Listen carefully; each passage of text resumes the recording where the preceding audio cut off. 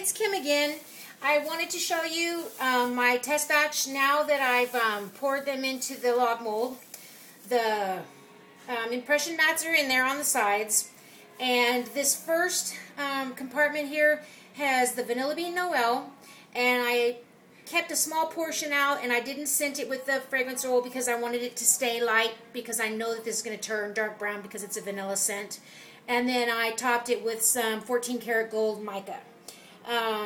Then this one is the Angel Dupe, and I used blueberry pop, and I left some of the batter natural, but I probably overworked it a little on the top, and it kind of looks kind of, I don't know, seaweed color to me.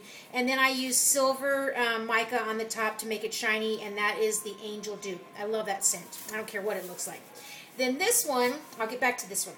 This one is the Honeybee. And so what I did was, I left the batter natural. That's the color of it without the any coloring in it. And I sprinkled it with beeswax prills on top. But then I made what I wanted it to look like, honeycombs. Because you know when you buy natural honey from a beekeeper and it comes in a jar, it'll have like a big chunk of the natural honeycomb in there. And since I've told you over and over again that I love honey scents, so I already have a couple of different honey fragrances that I have with the bubble wrap around the sides. So this one I wanted to do something different, so I made hot process, and this one I put some Innocent Grace in it because it's such a mild scent that I didn't think it would have an effect on it, and I knew it doesn't change color. So I made these so I could shove these in there, and so that way hopefully when I cut it, it'll look kind of like honeycomb in the batter instead of around the sides like I normally do. Okay, so then Cinnabon. So I was really excited about the Cinnabon because I had already had it in my head that I wanted to make some little cinnamon buns to go all across the top of my cinnamon, you know, so it would look like a cut cinnamon loaf, I guess. So I made these with hot process.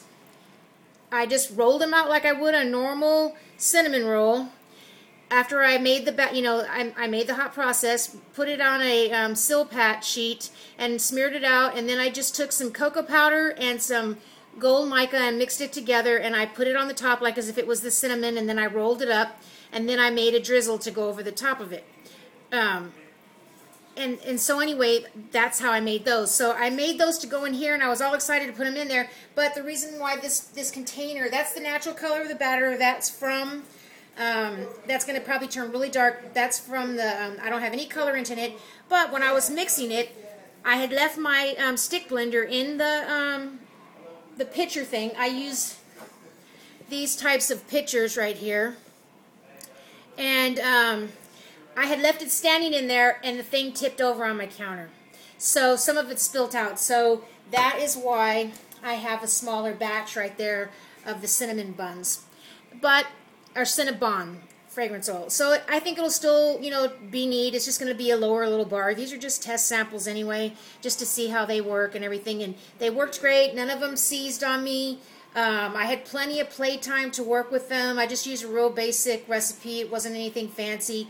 And so, but I had plenty of time to work with them. And I didn't want to do too much because, you know, they are a test batch. And I didn't use any milks in them or anything. I just used distilled water. Well, anyway, and I did add silk though. So I just wanted to share that with you. And tomorrow I will unmold it and show you them when I cut them and see what else, you know, what they look like on the inside. So have a great evening, and got a lot of mess to clean up. Good evening.